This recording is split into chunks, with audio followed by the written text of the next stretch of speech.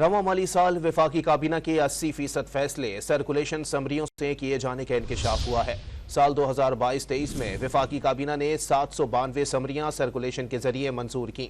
मजीद जानते हैं don news के नुमाइंदे ताहिर शिरानी से। जी ताहिर, मजीद क्या इंकशाफ हुआ है? देखें, माली साल 2022-23 के दौरान मजमूई तौर पर वफाकी काबीना ने 995 फैसले किए, 42 टोटल रेगुलर इजलास हुए।